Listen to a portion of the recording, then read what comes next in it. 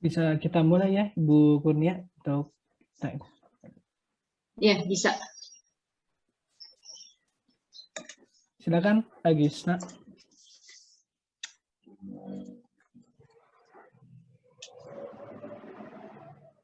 Assalamualaikum warahmatullahi wabarakatuh. Waalaikumsalam warahmatullahi wabarakatuh. Selamat pagi semuanya.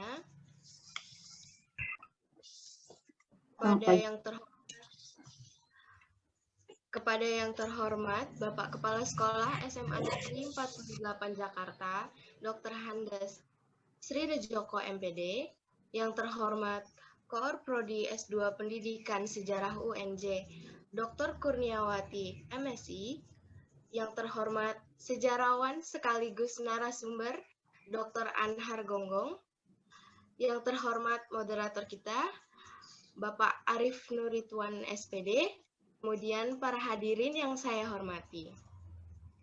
Puji syukur atas kehadirat Tuhan Yang Maha Esa, karena atas rahmat dan izinnya kita dapat berkumpul untuk melaksanakan acara pada pagi hari ini.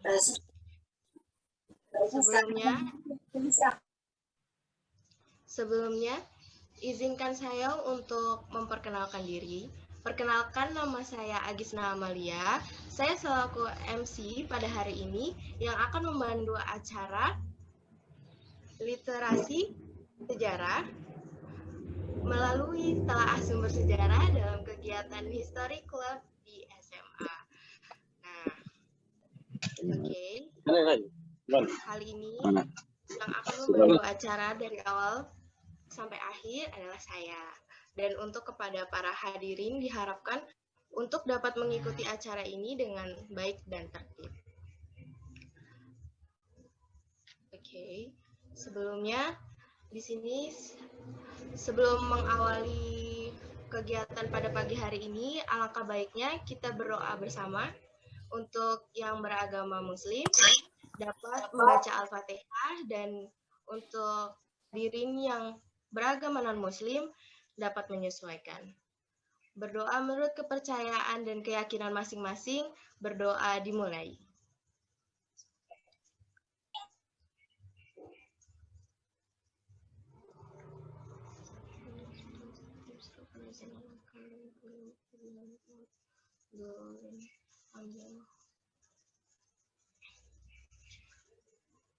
Berdoa dapat diakhiri. Baik, sebelumnya di sini saya akan membacakan susunan acaranya terlebih dahulu.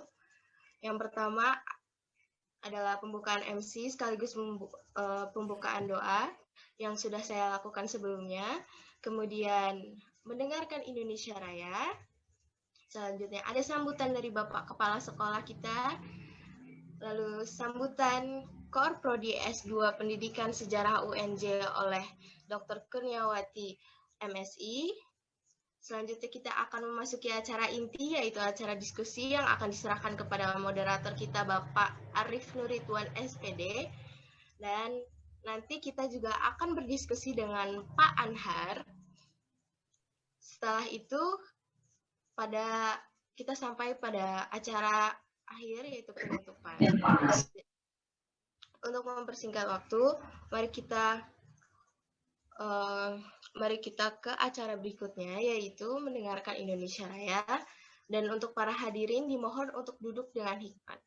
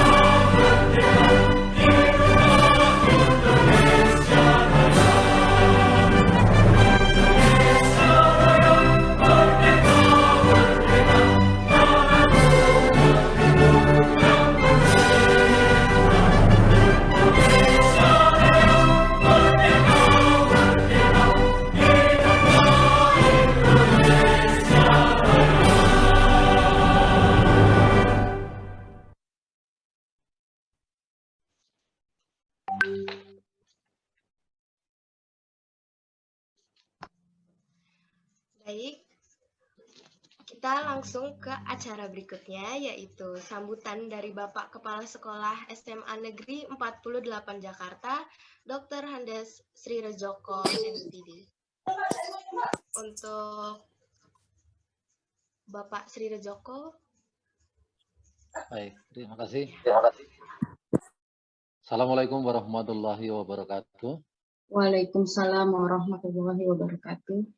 Yang terhormat Ibu Dr. Kurniawati, MSI, Kaprodi S2 Pendidikan Sejarah UNJ. Yang terhormat Bapak Dr. Anhar Gonggong, sejarawan sebagai narasumber. Yang saya hormati juga pembina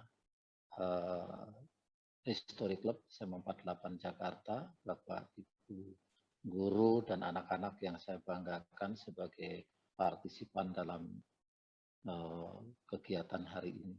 Marilah kita bersyukur kepada Allah Subhanahu wa Ta'ala. Alhamdulillah kita diberi kesempatan untuk bersilaturahmi dalam forum kita pagi hari ini.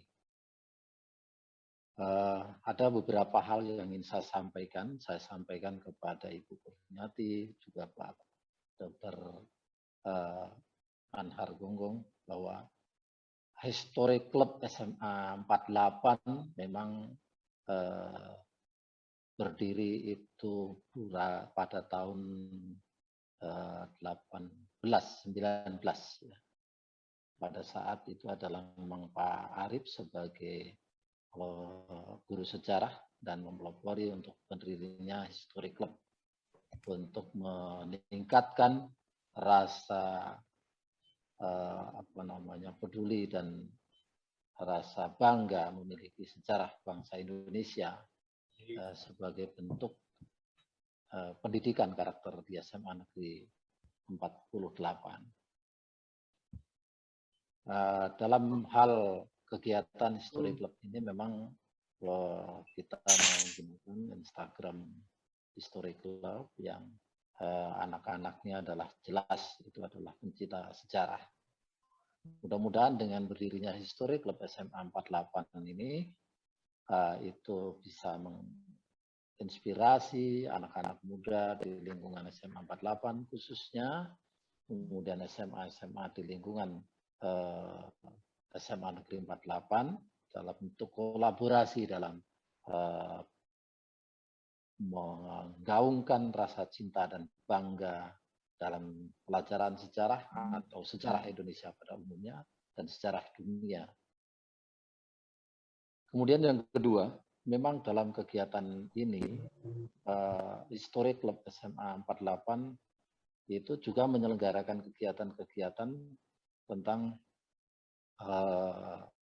bentuk-bentuk kepedulian. Antara lain adalah kemarin mendapatkan dukungan dari Kementerian Kebudayaan tentang penyelenggaraan lomba film dokumenter. Nah, ini yang dibuka juga di museum penerangan informasi di Taman Mini. Dukungan Kementerian Pendidikan sangat luar biasa dan ini akan berakhir nanti pada tanggal 20. Saat ini adalah dalam proses penilaian, ya, penjurian dari kegiatan tersebut. Dan pesertanya tidak tanggung-tanggung itu bukan Jakarta, tetapi adalah termasuk adalah Indonesia wilayahnya. Nah, kalau ini kita jadikan sebagai sarana komunikasi sejarah Indonesia bagi generasi muda, ini sebenarnya sangat luar biasa. Sehingga mungkin dengan narasumber, ya, Pak Anhar nanti menyampaikan atau Bu Kurniawati nanti menyampaikan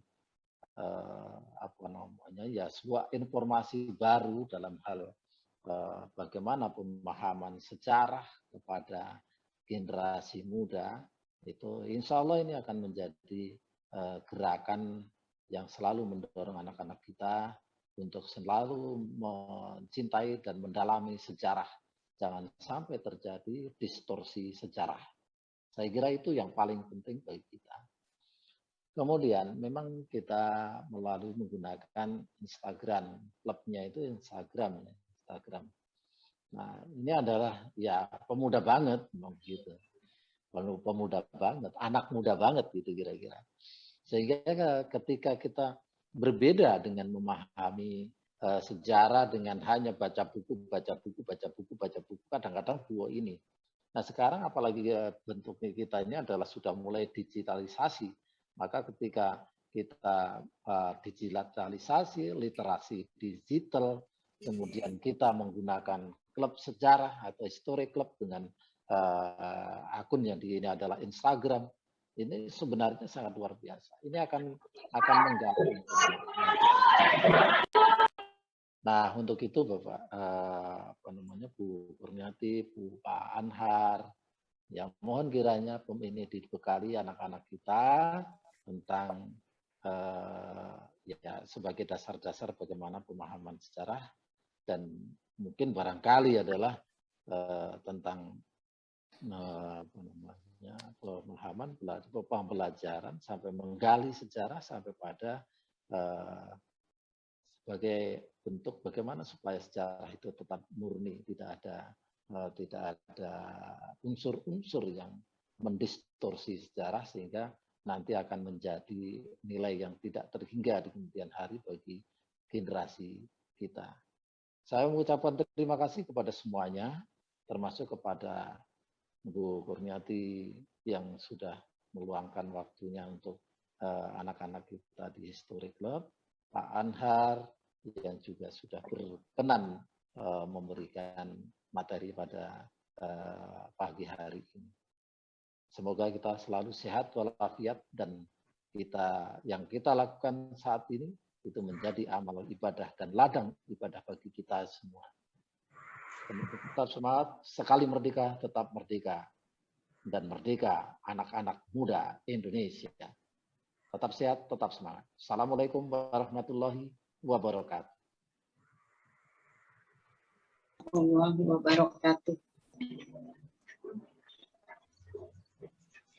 Terima kasih banyak Bapak Sri Rejoko atas sambutan yang telah diberikan.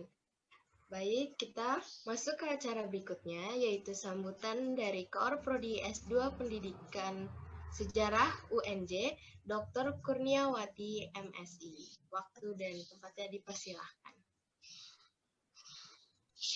Ya, terima kasih Saudari MC. Bismillahirrahmanirrahim. Assalamualaikum warahmatullahi wabarakatuh. Selamat pagi, salam sejahtera bagi kita semua. Yang saya hormati Kepala Sekolah SMAN 48 Jakarta, Bapak Dr. Andes Sri Rejoko MPD. Yang saya hormati narasumber kita pada hari ini, alhamdulillah sudah hadir Bapak Dr. Anhar Gonggong. Yang saya cintai dan banggakan, anak-anak atau siswa SMA 48 Jakarta, wabil khusus anak-anak History Club 48, yang saya cintai mahasiswa S2 Pendidikan Sejarah UNJ, banyak yang hadir juga alumni dari seluruh Indonesia, dari Manado, ada Veronica, kemudian ada dari Ambon juga, ya alhamdulillah sudah dapat bergabung dengan kita pada hari ini. Teman-teman, Bapak dan Ibu guru, serta hadirin hadirat yang berbahagia, puji dan syukur marilah kita panjatkan kehadirat Allah Subhanahu wa Ta'ala, Tuhan yang Maha Esa, telah memberikan kita banyak sekali rahmat dan karunia sehingga kita dapat berkumpul, bertatap muka, dan melaksanakan kegiatan kita sebagaimana biasanya. Pada hari ini kita akan melaksanakan kegiatan pengabdian masyarakat yang tahun ini bertajuk literasi sejarah melalui telaah sumber sejarah dalam kegiatan History Club di SMA. Pengabdian atau program pengabdian kepada masyarakat ini merupakan salah satu pilar dari 3 pilar perguruan tinggi, penelitian, pengajaran, dan pengabdian kepada masyarakat. Pengabdian kepada masyarakat ini sesungguhnya merupakan salah satu upaya diseminasi dari hasil penelitian dan pengajaran yang dilaksanakan di perguruan tinggi.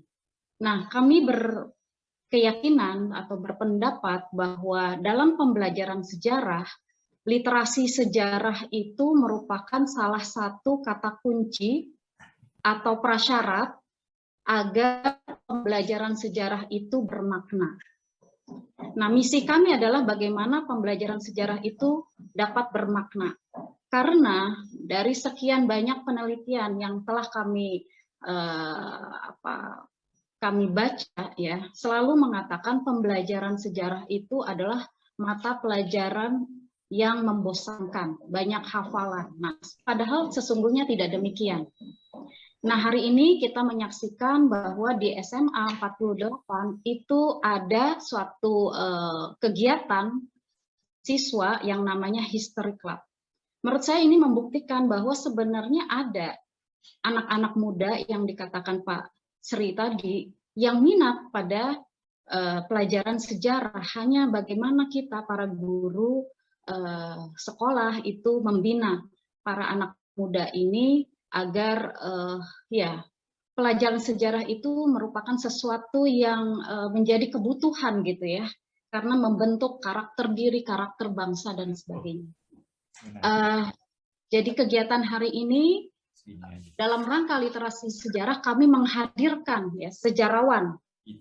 Dalam hal ini Pak Anhar Gonggong di tengah-tengah kita semua. Belajar sejarah itu nggak cukup dari buku teks yang kita baca di rumah, dari berbagai sumber. Nah, salah satu sumbernya adalah sejarawan yang terbiasa dengan membaca sumber-sumber primer dalam penelitian sejarahnya. Saya ucapkan terima kasih sekali lagi kepada pihak 48, SMA 48, kepada Pak Sri Koko, kepada guru pembina, kepada Bapak Arif, kepada Ibu Widya, dan segenap tim pengabdian kepada masyarakat dari Prodi S2 Pendidikan Sejarah UNJ. Besar harapan kami agar kegiatan ini atau History Club ini dapat menginspirasi anak muda lainnya untuk membuat hal serupa di tempatnya masing-masing. Dan ini tentu kegiatannya juga dalam rangka memperingati Hari Kemerdekaan Indonesia yang 76 yang sebentar lagi akan kita hadapi. Demikian dari saya, kurang lebihnya mohon maaf. Wabillahi taufiq wal hidayah. Wassalamualaikum warahmatullahi wabarakatuh.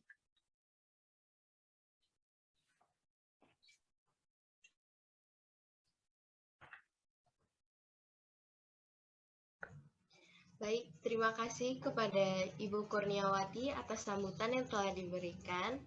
Nah, para hadirin sekalian, sekarang sudah saatnya kita memasuki acara inti kita, yaitu diskusi ataupun bedah film. Kepada moderator Bapak Arif Nur Ridwan SPD, saya berikan waktu dan tempatnya.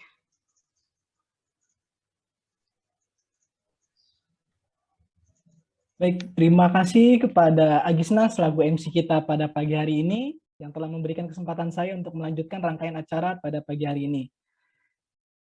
Sebelumnya, apakah suara saya sudah bisa didengar dengan baik oleh Bapak Ibu? Ya, jelas. Aman, Kak. Baik. Baik, pertama-tama izinkanlah saya menyapa Bapak Ibu yang sudah sama-sama hadir pada pagi hari ini. Yang terhormat Bapak Dr. Andes Sri Rejoko MPD selaku Kepala Sekolah SMA Negeri 48 Jakarta. Kemudian yang kami hormati Ibu Dr. Kurniawati MSI selaku Koor Prodi S2 Pendidikan Sejarah UNJ. Yang sama-sama kami hormati Bapak Dr. Anhar Gonggong selaku sejarawan dan narasumber diskusi kita pada pagi hari ini. Dan tidak lupa kami juga ucapkan terima kasih kepada seluruh peserta yang sudah sama-sama hadir pada kesempatan yang berbahagia ini. Bapak Ibu, literasi sejarah adalah alat yang penting untuk mengembangkan keterampilan berpikir sejarah.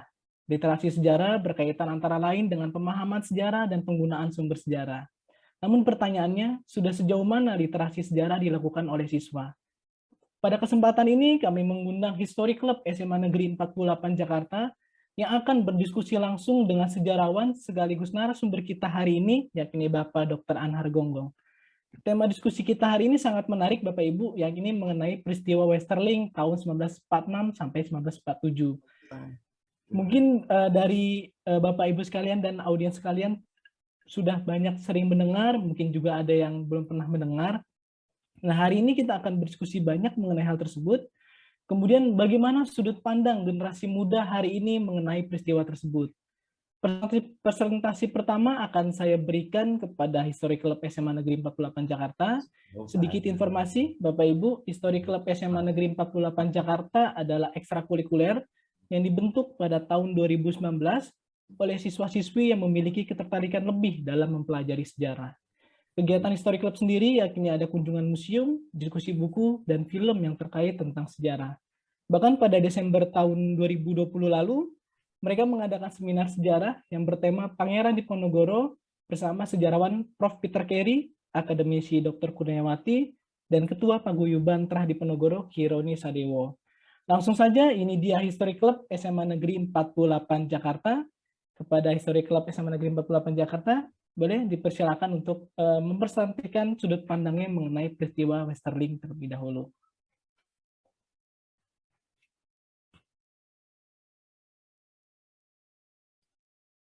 Terima kasih banyak Pak Arif. Pertama-tama, apakah share screen-nya terlihat semuanya? Sudah terlihat? Ya, terlihat. Ya. Oke, baik. Saya buka terlebih dahulu. Assalamualaikum warahmatullahi wabarakatuh. Kami dari History Club 48 hari ini bakal mempresentasikan review film singkat kami terhadap film The Oath. The Oath sendiri merupakan film yang menceritakan tentang Johan de Vries, di mana ia bergabung dengan unitnya Westerling dan berpartisipasi dalam kekejaman yang terjadi di Sulawesi Selatan. Oke, sebelumnya itu saya akan perkenalkan juga. Saya Ramdana Dewa dari History Club Angkatan 22.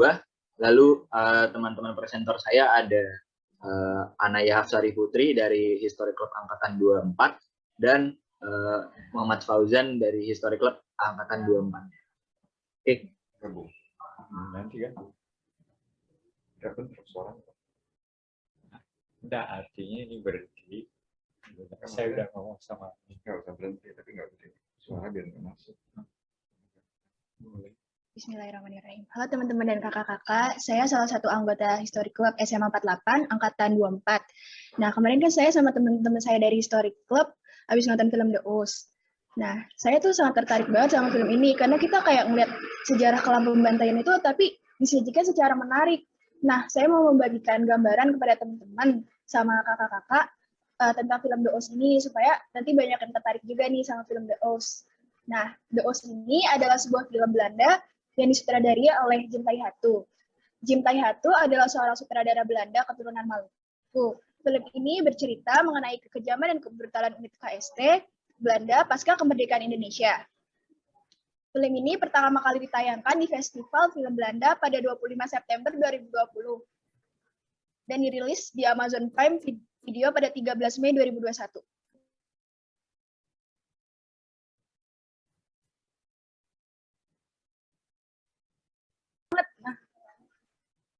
Nah, pemeran utama di sini ada dua tokoh. Nah, satu tokoh protagonis dan satu tokohnya itu tokoh antagonis. Nah, yang pertama itu ada Martin Lekkemeyer berperan sebagai Johan de Vries. Nah, Johan de Vries ini adalah seorang tentara muda Belanda yang menjadi anak buah Raymond Westerling, yang merasa iba dan kasihan ketika melihat eksekusi dan pembantaian yang dilakukan terhadap masyarakat Indonesia. Yang kedua ada tokoh antagonis yaitu Marwan Kenzari sebagai Raymond Westerling, seorang komandan pasukan Belanda yang terkenal karena memimpin pembantaian terhadap masyarakat Indonesia. Slide selanjutnya. Nah, sinopsis film The Oath. Nah, The Oath ini menceritakan sosok protagonis yaitu Johan de Vries yang diperankan oleh Martin Lekkemeyer sebagai seorang tentara muda Belanda yang menjadi anak buah Raymond Westerling, diperankan Marwan Kenzari secara umum seperti itu ceritanya. Dalam operasi polisionil di Sulawesi Selatan. Nah, kebanyakan sudut pandang yang diambil dari film ini diambil dari sudut pandang Johan de Vries Dan beberapa adegan juga kadang menceritakan kisah hidupnya di luar cerita utama. Terima kasih.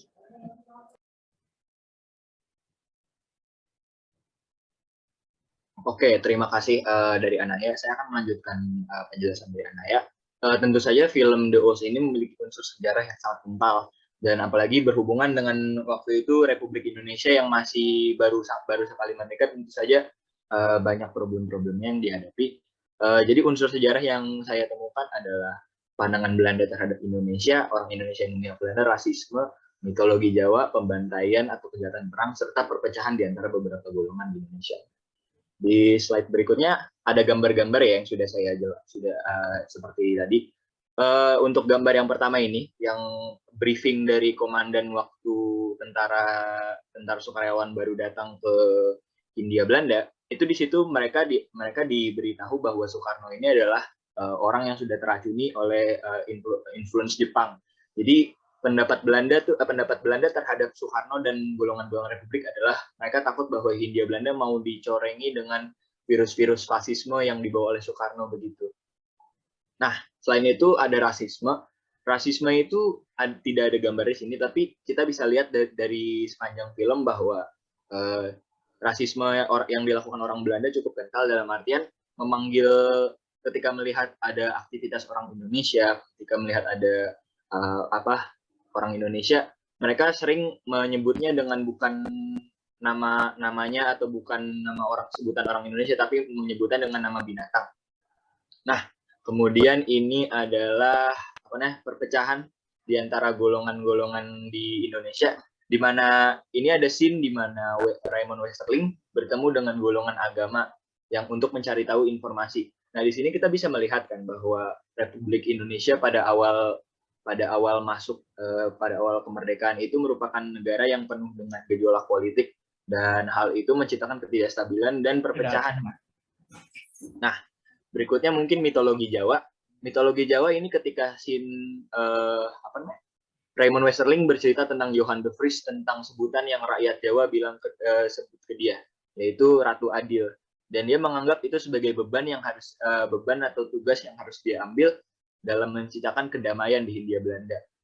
Nah, mungkin ini gambar yang waktu opening scene film ini, di mana Johan de Vries pulang ya ke Belanda, itu mereka dianggap sebagai seorang Nazi gitu, karena kejahatannya sudah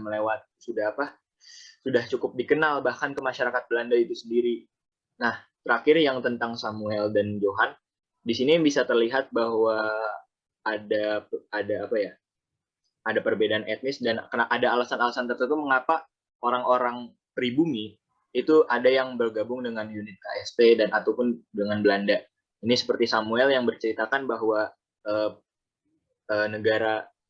daerah tempat tinggalnya itu sebenarnya tidak satu dengan negara ini. Dia tidak merasa menjadi negara yang satu dengan Indonesia gitu, dan dia merasa takut akan dipersekusi oleh golongan mayoritas gitu. Nah,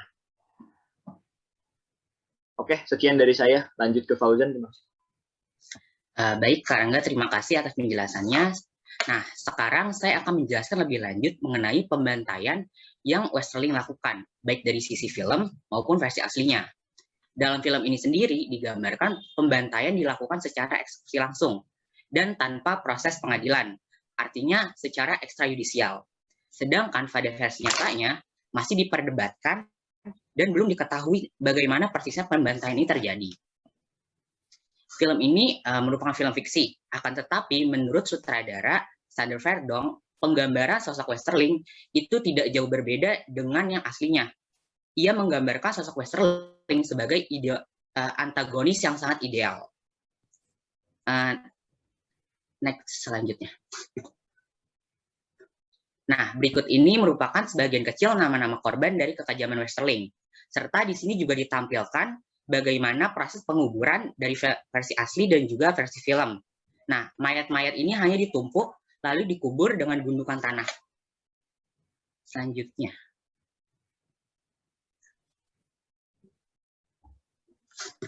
Nah, selanjutnya kita bahas kritik dan respon terhadap film The Oz. Meski banyak pujian, film ini juga mendapatkan kritik dari beberapa pihak. Nah, termasuk anak dari Raymond Westerling, yaitu Palmira Westerling. Palmira mengatakan bahwa film ini tidak menceritakan fakta sebenarnya yang terjadi, justru memutarbalikkan fakta dan melebih-lebihkan apa yang ayahnya lakukan di Celebes atau di Sulawesi. Respon lain juga datang dari FIN atau Federati Indisch Nederlanders yang menggugat film ini karena tidak mencantumkan bahwa film ini merupakan film fiksi. Namun gugatan itu ditolak oleh hakim pengadilan.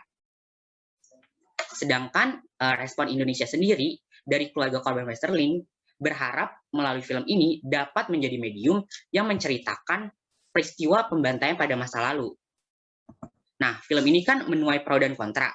Tapi Sander Verdonk sebagai sutradara merasa puas dengan film ini karena dapat menjadi ruang diskusi tentang masa lalu negaranya dengan Indonesia. Nah, melalui film ini juga kita tahu narasi itu tidak satu arah aja, jadi tidak berlaku satu arah. Sekian dari saya, kurang lebihnya mohon maaf. Wabillahi taufiq wal hidayah. Wassalamualaikum warahmatullahi wabarakatuh. Oke, sekian kurang lebih presentasi dari kami bertiga, saya Rangga dan Anaya serta Fauzan.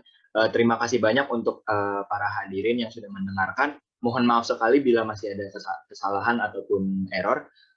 Terima kasih. Wassalamualaikum warahmatullahi wabarakatuh. Waalaikumsalam warahmatullahi wabarakatuh. Wow, luar biasa sekali saya tadi melihat bagaimana siswa-siswi generasi muda kita hari ini dengan adanya sebuah perkembangan zaman, kemudian bertambah lagi juga dengan sumber-sumber sejarah lain. Salah satunya dari film The Oz tadi ya. Tadi bahkan saya juga sempat kagum juga bagaimana kalian bisa menganalisis begitu dalam dari sebuah film, kemudian membandingkan secara faktanya apakah benar yang ada di film tersebut dengan peristiwa yang sebenarnya terjadi. Oke, sebelum masuk ke diskusi dengan narasumber kita, ya, saya ingin bertanya dulu sedikit ya tentang History Club ini. Menurut pendapat dari teman-teman History Club ini, kalian ketika mendengar Westerling itu yang pertama kali ataupun yang kalian bayangkan terlebih dahulu itu sebelum menonton film ini ya, itu apa coba? Silakan salah satu, silakan boleh. Izin menjawab. Ya, silakan Fauzan. Sebelum menonton film ini, tanggapan saya tentang Westerling itu kan ada di buku pelajaran SMP saya, yaitu tentang APRA dong Pak, yang ingin mendirikan negara Pasundan. Nah, setelah saya menonton film ini, saya menjadi sadar bahwa Westerling tuh nggak melakukan kudeta di Pasundan aja, tetapi dia melakukan kekerasan juga di Celebes atau Sumatera. Bahkan dia juga kalah di Sumatera. Maksudnya melakukan kekerasan di Celebes atau Sulawesi. Dan juga dia tapi kalah di Sumatera. Terima kasih. Baik, luar biasa Fauzannya mendengar Westerling ketika SMP ya. Kemudian nanti ketika SMA di dalam pelajaran sejarah Indonesia juga ada ya sebab tersendiri tentang Westerling itu tadi. Baik, ketika mendengar paparan dari History Club, saya mengingat sebuah buku yang pernah ditulis ya, bahkan diberikan pengantar oleh Pannar. Kalau tidak salah judul itu Di Belanda Tak Seorang Pun Mempercayai Saya, yang ditulis oleh Martin Hideskes kalau tidak salah ya, anak dari seorang prajurit Westerling yang pada saat itu penulis ini mencari tahu sebenarnya yang sedang dilakukan oleh bapaknya di Hindia Belanda itu apa sih, karena ketika bapaknya bercerita itu tidak pernah menceritakan secara detail.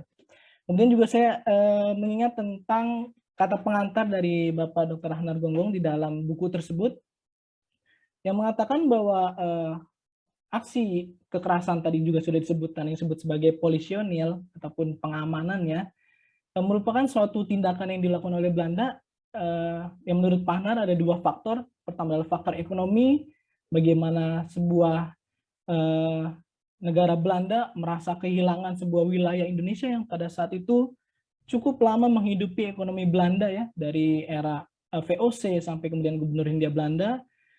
Kemudian juga dari faktor kalau Pannar sebut adalah faktor psikologis, yaitu ada semacam gangguan psikologis yang dialami oleh pemerintah kerajaan Belanda akibat kehilangan wilayah jajahan yang sedemikian luas. Nah baik, untuk memperdalam lagi pembahasan kita mengenai peristiwa Westerling pada hari ini, kita akan langsung berdiskusi dengan Bapak Dr. Ahnar Gonggong. Sebelumnya apakah Bapak Anar sudah hadir, Pak, di antara kita? Hadir dari tadi, saya dengar Hadir. semua. Baik, terima kasih Bapak. Bapak, sedikit saya mau memperkenalkan CV singkat dari beliau. Beliau bernama Bapak Dr. Anar Gonggong, lahir di Pinrang, Sulawesi Selatan, 14 Agustus 1943. Ayah Pak Anar adalah Andi Pana.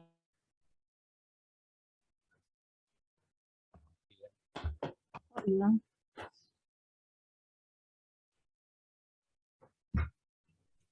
Suaranya hilang, Iya, Arif. suaranya hilang. Suaranya hilang nih, Mas Arif. Ya. Udah tahu kali ini. Ya, maaf ya agak sedikit gangguan. Baik, sudah bisa normal kembali. Saya lanjutkan CV singkatnya. Bapak Dr. Anar Gonggong adalah pasca sarjana dokter ilmu sastra bidang sejarah Universitas Indonesia pada tahun 1990. Kemudian untuk pekerjaan atau jabatan sebagai pembantu khusus Menteri Bidang Sejarah dan Purbakala Kementerian Kebudayaan dan Pariwisata tahun 2004, kemudian juga menjadi staf pengajar pada jurusan Sejarah Universitas Negeri Jakarta. Baik, langsung saja Bapak, kita memulai diskusinya. Mungkin untuk pembukaan diskusi saya ingin bertanya dulu kepada Bapak Anar, bagaimana tanggapan Bapak terkait presentasi yang sudah dilakukan oleh siswa-siswi Pak, generasi muda kita mengenai Westerling, bagaimana kesesuaian antara hasil yang sudah mereka resensi dari film tersebut dengan peristiwa sejarah yang sebenarnya mengenai Westerling. Silakan kepada Bapak Anar Gonggong, kami silakan. Terima kasih. Assalamualaikum warahmatullahi wabarakatuh. Bapak Kepala Sekolah, Ibu Nia, dan anak-anakku, bahkan cucu-cucuku sekalian. Saya kagum terhadap keterangan-keterangan historis yang diberikan oleh anak-anak tadi. Artinya, selama ini orang berpendapat bahwa anak-anak muda tidak tahu sejarah. Nah, yang terjadi yang saya dengar dan langsung saya dengar dan bahkan akan berdiskusi dengan mereka menunjukkan bahwa mereka tidak buta sejarah kok. Mereka mencintai sejarah kok. Keterangan yang diberikan tadi adalah keterangan yang benar-benar berdasarkan atas pemahamannya terhadap film. Dan film itu sebenarnya menggambarkan fakta. Ya, tentu ada gambar-gambar untuk memperindah sebuah film. Tetapi secara faktual, film itu memiliki kebenaran mungkin sekitar 80%. Itu yang menurut saya. Nah, saya lanjutkan aja.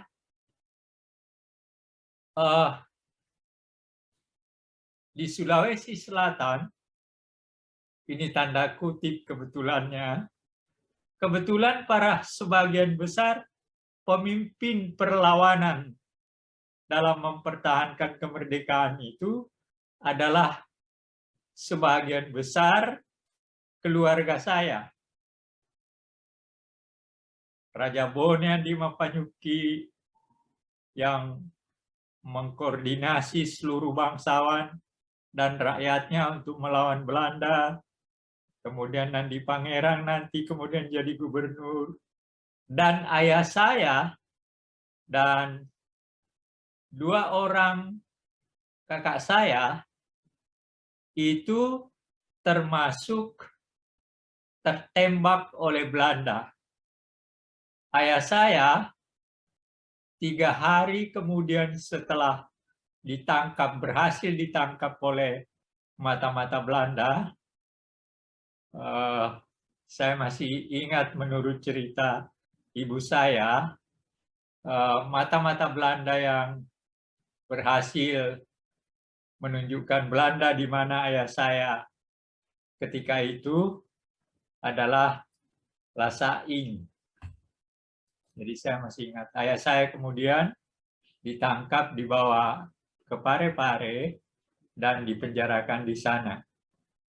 3 hari kemudian dia diambil oleh Belanda dan dinaikkan dalam sebuah mobil. Dia akan ditembak mati di sebuah tempat yang bernama Kerajaan Supa. Jadi ada sebuah kerajaan Supa dan yang memerintah juga adalah keluarga saya. Ayah saya pernah menjadi raja di kerajaan Alita yang juga satu hubungan keluarga dengan raja-raja lain di daerah yang sekarang menjadi Kabupaten Pindrang. Nah, jarak antara Parepare dan Supa itu ada sekitar 20-an kilo. Nah, sepanjang perjalanan ayah saya ditangkap, di atas mobil itu digebukin, pokoknya disiksa. Karena mobilnya jalan pelan. Dan kebetulan ada keluarga saya yang mengikuti dari belakang dan ada rakyat yang mengikutinya. Dan itulah yang bercerita bagaimana ayah saya dan kakak saya, jadi ayah saya ditangkap bersama anaknya, salah seorang anaknya namanya Andi Mandu, nama ayah saya namanya Andi Panandrangi. Nah, sepanjang 20 kilo itu dipukuli, disiksa, dan seterusnya. Kemudian sampai di tempat yang sekarang menjadi pekuburan, di sana sudah ada sekitar 40-an orang. Dan lubang sudah digali oleh mereka. Jadi cara Westerling atau pasukannya Westerling adalah mengumpulkan orang dan misalnya dia mengumpulkan orang di sebuah desa atau kecamatan, maka yang mereka cari adalah pemimpin pejuang. Ada beberapa pemimpin pejuang yang dicari. Ada namanya Andi Matalata, ya. Ada namanya Andi Sele. Andi Sele itu kebetulan adalah kakak saya. Ya. Ada namanya Andi Isa. Ada namanya siapa namanya ayahnya Andi Makmur Makkah dan sebagainya. Kalau mereka ditanya dan mereka tidak tahu, sekian misalnya dalam lingkaran itu ada sekitar bahkan terkadang sampai 100-an lebih orang. Nah, yang bersama dengan ayah saya itu sekitar 40 orang. Ditanya, mana di Sele, mana di Matalata, tidak ada yang tahu. Satu persatu ketika ditanya, ditembak yang tidak tahu itu. Nah, terakhir nanti, setelah dia tidak mendapatkan informasi, maka keseluruhan orang yang mengelilingi lubang itu ditembak semua dan masuk dalam lubang, dikubur bersama. Dan itu memang seperti itu.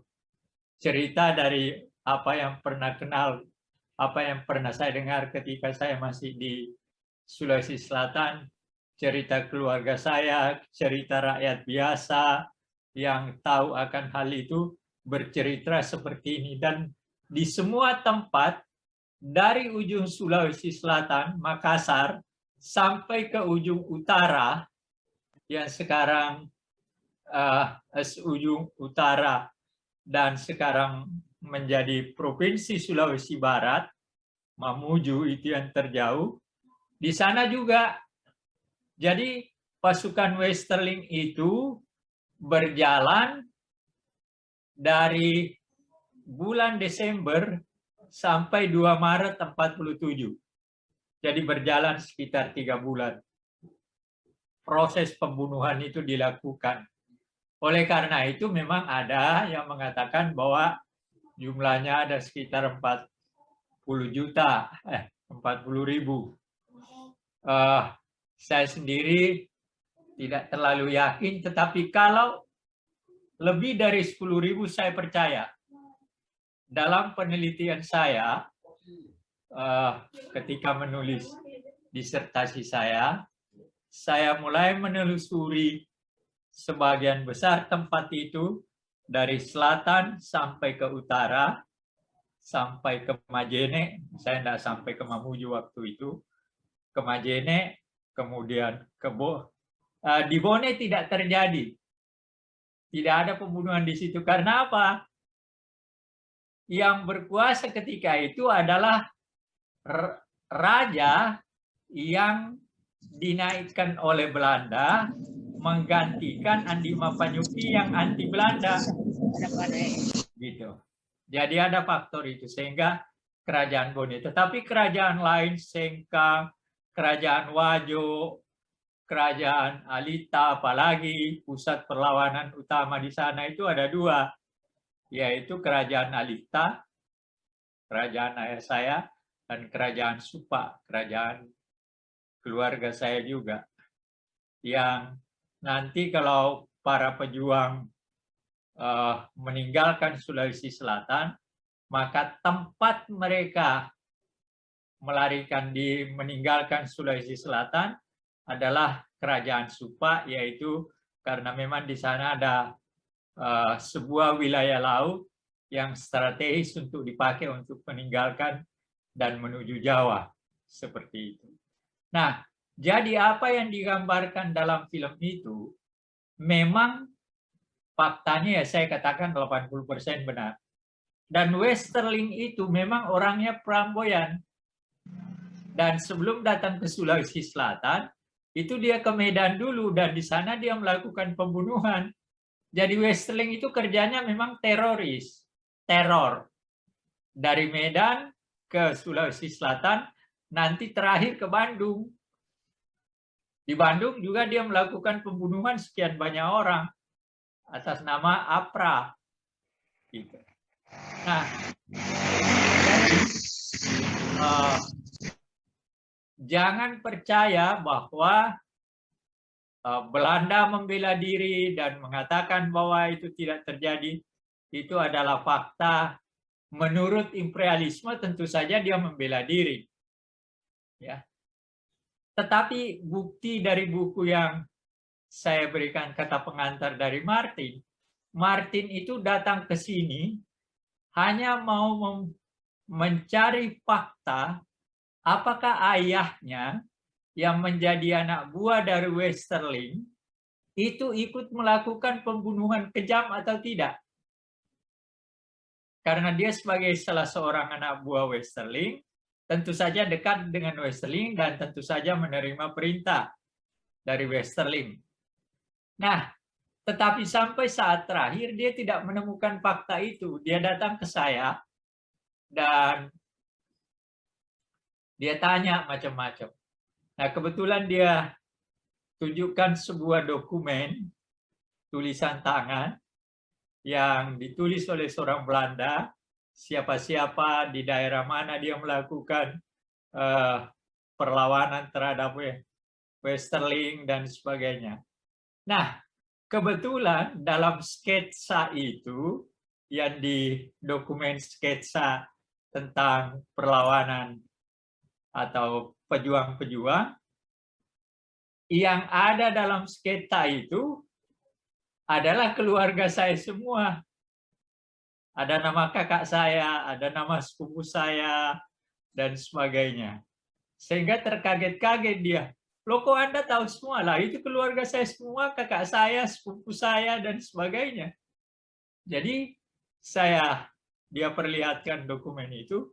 Nah disitulah maka dia meminta saya untuk memberi pengantar dan kemudian meminta fakta, bahkan sekitar 4 bulan yang lalu dia 4 bulan yang lalu dia telepon saya ke negeri Belanda karena dia mau melengkapi bukunya, mau menulis, bahkan juga mau membuat film katanya, dan meminta lebih lanjut tentang pengetahuan saya tentang Westerling, tentang posisi ayah saya, posisi kakak saya, kerajaan-kerajaan dan raja-raja di Sulawesi Selatan. Mengapa terjadi? Nah, terakhir saya mau memberitahu kepada kalian, Sulawesi Selatan termasuk kerajaan-kerajaannya berbeda dengan Sumatera Timur.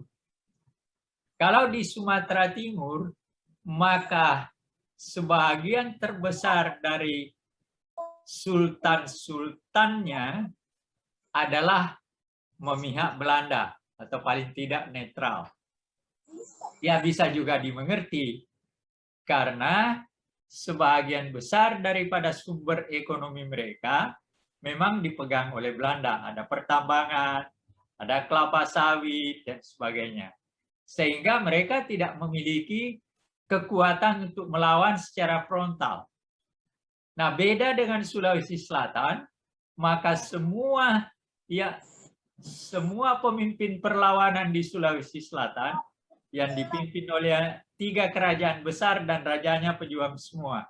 Kerajaan Bone, Andi Mapanyuki, Kerajaan Luwu, Andi Jema, dan Kerajaan Goa, Andi Ijo.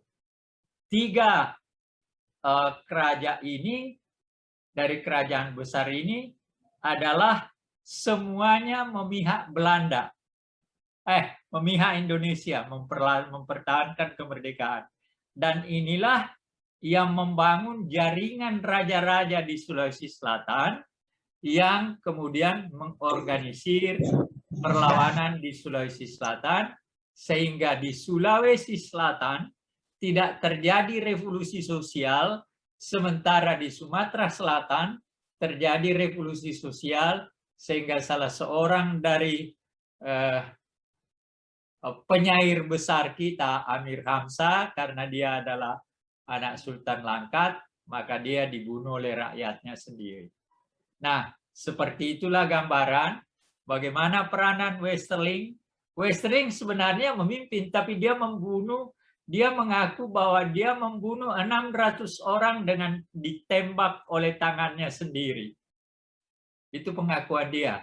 Jadi dia memimpin dari Makassar, lalu kemudian ke jalan ke daerah tertentu, dan di daerah tertentu itu dia melakukan penembakan langsung juga, dan menurut dia membunuh sekitar 600 orang. Demikian keterangan saya, dan nanti kita diskusi. Terima kasih atas perhatiannya. Assalamualaikum warahmatullahi wabarakatuh. Waalaikumsalam warahmatullahi wabarakatuh. Wah, luar biasa. Saya mendengar penjelasan yang lebih lengkap lagi dari Bapak Dr. Anar Gonggong. Bahkan juga tadi kita mendengar dari cerita pribadi mengenai keluarga beliau yang juga menjadi korban dari Westerling. Nah, ketika saya sebagai guru kemudian mengajarkan peristiwa Westerling hanya dengan menggunakan buku sejarah, mungkin akan terlihatnya lebih kepada monoton tentang bagaimana seorang tokoh Belanda kemudian melakukan agresi militer dan korban jatuh. Sedangkan ketika siswa-siswi diajak untuk menelaah lebih lanjut lagi sebenarnya apa latar belakang dari peristiwa Westerling, yang seperti tadi kita sudah lihat dari History Club 48 bahwa mereka bisa menggali yang namanya kondisi-kondisi sosial politik di Indonesia pada masa kemerdekaan saat itu ya. Tadi dijelaskan bahwa ada juga golongan-golongan yang bisa dikatakan tanda kutip berkhianat kepada Republik. Tadi Pak Anar juga menceritakan bagaimana proses penangkapan dari ayah beliau yang ternyata memang ada mata-mata dari pihak Indonesia itu sendiri.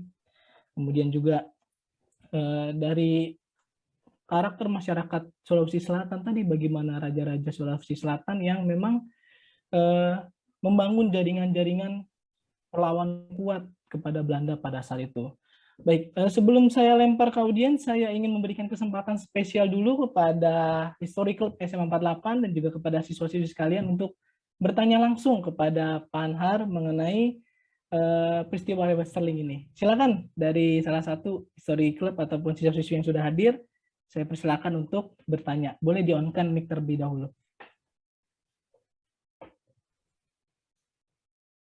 Gimana? Nanti nyambung dengan. Baik, silakan. Tadi Saya pengen, Pak. boleh, silakan Rangga Ramdana, silakan. Oke. Pak Anhar, tadi dari penjelasan Bapak ada 3 kerajaan besar yang memang mau nggak mau harus mendukung Belanda karena sumber perekonomiannya itu dipegang sendiri sama Belanda. Itu ada hubungannya sama operasi produk nggak, Pak? Operasi produk atau di agresi militer Belanda satu nanti? Di mana di film itu kan juga ada scene di mana Belanda menjaga perkebunan gitu ya, Pak? Itu ada hubungannya nggak, Pak, kira-kira? Ada memang. Dan itu sebabnya saya katakan tadi bahwa salah satu itu sebabnya mengapa tadi saya katakan bahwa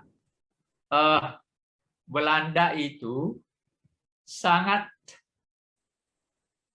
malu dan kecewa dengan kemerdekaan Indonesia karena dia kehilangan apa? Kehilangan salah satu sumber ekonomi terbesar pada zaman itu. Jangan dibawa ke sekarang, pada zaman itu. Sumber ekonomi Belanda, salah satu diantaranya adalah Indonesia. Dia punya perkebunan, dia punya pertambangan, dia punya minyak, dan sebagainya.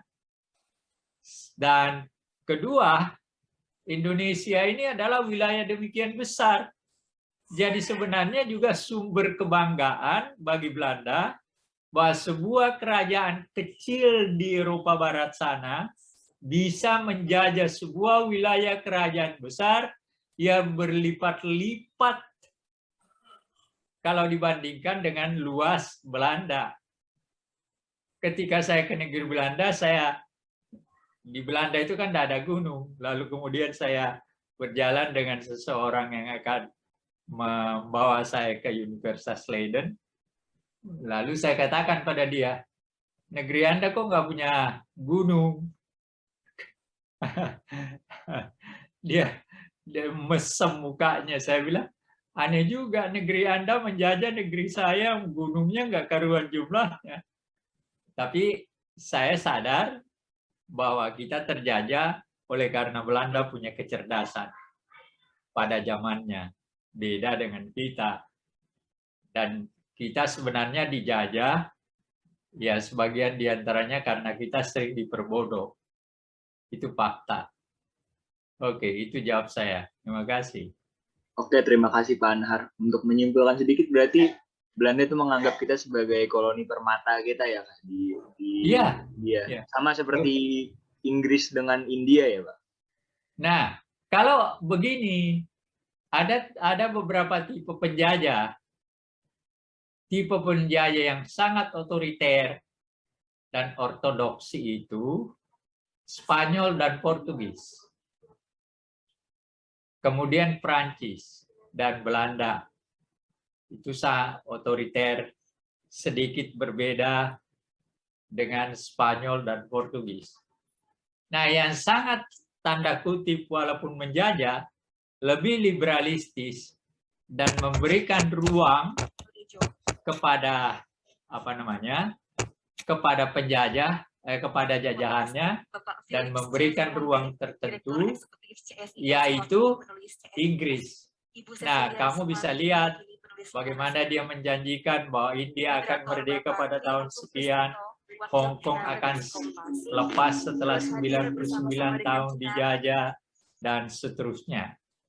Dan dilakukan betul. Makanya Hong Kong sekarang dijajah Cina, kan? Padahal dia sudah tidak merasa orang Cina sebenarnya Hong Kong itu. Sudah lebih Inggris. Tapi oleh karena Inggris memenuhi perjanjiannya, maka dia katakan ya, begitu 99 tahun saya jajah, ya saya kembalikan, dikembalikan, maka tatanannya sekarang berbeda. Seperti itu. Terima kasih banyak Pak penjelasannya dan selamat ulang tahun juga Pak. Terima kasih, terima kasih. Baik, luar biasa ya dari pertanyaan Rangga tadi membuka banyak hal bahwasanya memang faktor ekonomi menjadi motif yang bisa dikatakan motif utama juga bagaimana kedatangan kembali orang-orang Belanda untuk menduduki ataupun bisa dikatakan menolak dari kemerdekaan Indonesia. Baik, boleh satu lagi silakan dari siswa-siswi ataupun dari anggota History Club yang ingin bertanya langsung kepada Pak Anhar. Saya persilakan untuk bertanya. Pak, saya ingin bertanya, Pak. Boleh, Muhammad Arif Sidik, silakan. Pak, waktu Bapak di situ kan pemerintahan yang ada dipimpin di situ diganti dengan pemerintah-pemerintah yang memihak pada Belanda. Apakah pemerintah... Tidak semua, hanya satu, Kerajaan Bone aja. Itu pun tidak dipercaya oleh rakyatnya. Dia mementingkan rakyatnya nggak, Pak? Kenapa? Dia mementingkan rakyatnya atau membiarkan saja? Iya, dia biarkan saja. Artinya yang diganti oleh Belanda itu memang yang artinya raja yang diganti oleh Belanda itu yang digantikan oleh Belanda namanya Andi Pak Benteng, ya dicuekin aja sama rakyatnya. Ya dia cuma Belanda tidak melakukan pembunuhan di Bone karena dia mengangkat raja yang dia dukung kan. Jadi kalau dia melakukan pembunuhan di situ kan aneh. Tapi rakyatnya sendiri tidak mengabaikan rajanya yang diganti, yang diangkat oleh Belanda. Dicuekin tanda kutip. Ya Allah Tuhan yang Maha Bijaksana, hati yang paling dalam, makasih, yang tulus penuh harap, jadikanlah momen pengayaan konten buku Indonesia menuju 2020. Seperti itu jawab saya. Sebagai bagian bangkit dan penggugah semangat. Baik, tadi ya pertanyaannya juga cukup menarik bagaimana dari pola-pola kerajaan India, pola-pola kerajaan Belanda untuk menaklukkan wilayah Indonesia ya Pak, kalau tidak salah cukup lama sampai ratusan tahun itu dengan cara mengangkat raja-raja lokal yang mendukung dari yang namanya kepentingan Belanda itu sendiri. Tapi kita juga bisa melihat dari sejarah bahwa banyak juga tokoh-tokoh yang memang menolak untuk bekerja sama dengan Belanda dan bahkan menggerakkan rakyat-rakyatnya yang sekarang hari kita bahas itu tentang wilayah di Sulawesi Selatan. Oke, baik. Ada lagi yang ingin bertanya dari... saya izin bertanya, Pak. Silakan, Pak Uzan ya. Izin bertanya, Pak Anhar. Ya. Mengapa begitu banyak versi korban yang namun perbedaan dari berbagai versi itu sangat signifikan? Misalnya versi Westerling hanya menyebutkan 600, sedangkan versi Kahar Muzakar 40.000, Pak. Mengapa ada perbedaan yang cukup signifikan? Jadi istilah 40.000 itu ada ceritanya. Mengapa istilah 40.000 pembunuhan Westerling di Sulawesi Selatan? Ada dua versi cerita. Kan di salah satu wilayah di Jawa ada pembunuhan Belanda yang dilakukan dengan membunuh semua orang yang di atas kereta api di Grobogan atau di mana di Jawa Tengah. Lalu kemudian Soekarno berpidato tahun 48 dan dia mengatakan bahwa lihat Belanda melakukan pembunuhan kejam. Ada sekian ratus orang dibunuh di atas kereta api. Nah, versi pertama mengatakan, pada saat itu maka Kahar Muzakar, kalian pernah dengar namanya Kahar Muzakar sebagai salah seorang pemberontak di Sulawesi Selatan. Tapi sebenarnya dia pemimpin pejuang Sulawesi Selatan di Jogja. Nah, dia datang ke Soekarno, Bung, nggak ada apa-apanya yang dibunuh Belanda di situ. di Sulawesi Selatan itu ada pembunuhan dilakukan Westerling dan dia membunuh 40.000 orang. Nah, itu versi pertama, orangnya KH. Tapi ada juga yang mengatakan bahwa yang menyampaikan kata 40.000 itu adalah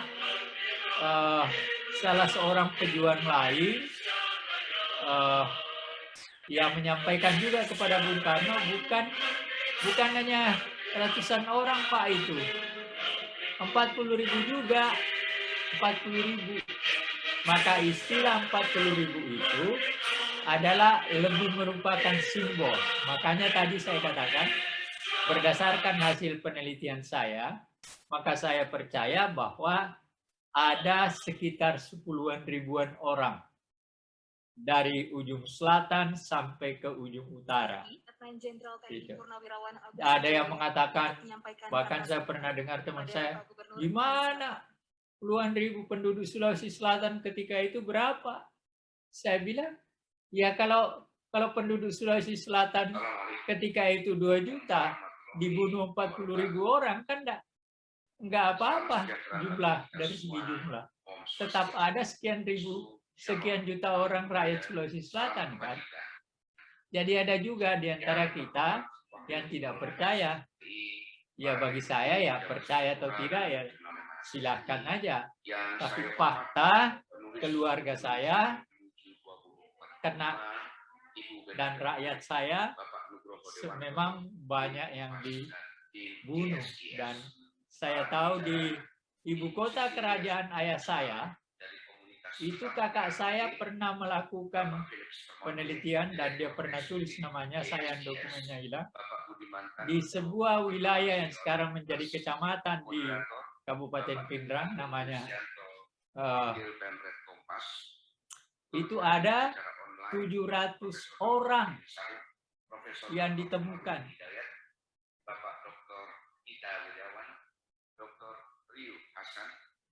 Itu. Jadi ya seperti itu. Jadi kalau ada orang melecehkan dan mengatakan enggak, ya silahkan aja.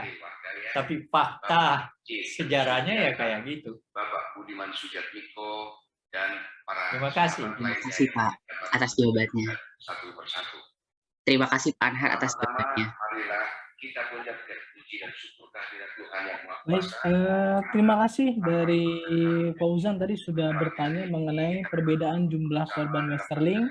Nah, mungkin kalau di buku-buku paketnya kita bisa membacanya jumlahnya tertulis 40.000, dan pentingnya sekali bagaimana dalam mempelajari sejarah kita juga mencari yang namanya informasi-informasi lanjutan yang kita sebut sebagai literasi sejarah, yaitu membandingkan bagaimana apakah yang dalam buku paket yang diajarkan di sekolah itu memang benar jumlahnya segitu atau memang ada fakta sejarah lain dari jumlahnya.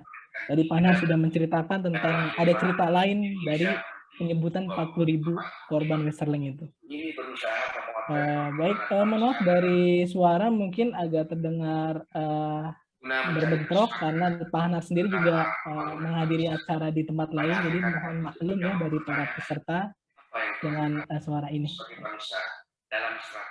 Bapak Ibu sekalian, apakah ada yang ingin bertanya mengenai peristiwa Westerling ini kepada Pak Anhar? Silakan Anissa Kalista. Sebelumnya perkenalkan, nama saya Anissa Kalista Maharani dari kelas 12 SMA Cendrawasih 1. Saya ingin bertanya, menurut Bapak tujuan Westerling cuma ngebunuh pemimpin-pemimpin di sana? Menurut Bapak ada tujuan yang lain nggak dia ngelakuin itu? Enggak, Westerling itu diperintahkan. Jadi begini ceritanya. Ketika Van Mook merencanakan untuk membentuk Indonesia Timur, maka ada sebuah konferensi Malino. Konferensi Malino itu daerah wisata di Sulawesi Selatan. Nah, dikumpulkan raja-raja, pemuka-pemuka dari Indonesia Timur, lalu diadakan konferensi yang memang tujuannya membentuk sebuah negara dalam mempersiapkan negara federal. Jadi aneh Belanda itu, dia bentuk dulu kerajaan-kerajaan federalnya, baru kemudian induknya baru dibentuk. Seperti itu. Nah, kerajaan lokal yang dikumpulkan dan kemudian menjadi negara Indonesia Timur itu adalah terlebih dahulu dikumpulkan di Malino. Nah, setelah itu maka akan dirancang Indonesia Timur akan dibentuk pada 1 Januari 1947. Nah, perlawanan Sulawesi Selatan berusaha menggagalkan itu sehingga tidak ada waktu bagi pasukan Belanda untuk tenang karena diserang, diganggu, diapain, bahkan ada seorang Walter Mongonsidi, ini seorang pejuang yang kebetulan mukanya mirip dengan Belanda, sering menyamar dan melempari bom tangsi-tangsi Belanda, atau pada malam hari melakukan serangan sembunyi-sembunyi walaupun pada akhirnya dia ketangkap. Jadi, maka untuk menenangkan situasi di Sulawesi Selatan, maka diperintahkanlah Westerling dari Medan ke Makassar. Dan memang tujuannya Westerling ditugaskan untuk melakukan teror di Sulawesi Selatan untuk meredam perlawanan rakyat Sulawesi Selatan atau pejuang-pejuang Sulawesi Selatan. Jadi memang tujuannya adalah melakukan teror psikologi supaya perlawanan rakyat bisa berhenti, tapi gagal seperti itu. Terima kasih ya Pak sudah menjawab. Baik, terima kasih Anissa sudah memberikan pertanyaan juga luar biasa tentang apakah Westerling hanya membunuh saja, tapi ketika kita bertanya lebih dalam lagi ternyata memang sistem politik Hindia Belanda yang pada saat itu memerintahkan Westerling seperti yang tadi sudah dijelaskan oleh Panar untuk mengamankan kembali wilayah Hindia Belanda ya pada saat itu. Baik, di sini ada pertanyaan Pak dari kolom chat. Saya coba bacakan. Adakah hubungan apa yang dikerjakan dengan Belanda? Apakah yang dikerjakan oleh Westerling dengan Belanda mengakui kemerdekaan Indonesia pada 27 Desember 1949? Ya, sebenarnya tidak ada. Kalau yang berkaitan dengan 27 Desember itu kan akhir daripada konferensi meja bundar yang kemudian mengakui kedaulatan rakyat Belanda, memberikan pengakuan terhadap kedaulatan rakyat Indonesia. Jadi nggak ada itu. Bahkan setelah pengakuan itu ya selesai. Jadi tujuan Westerling yang melakukan teror atas perintah kerajaan Belanda.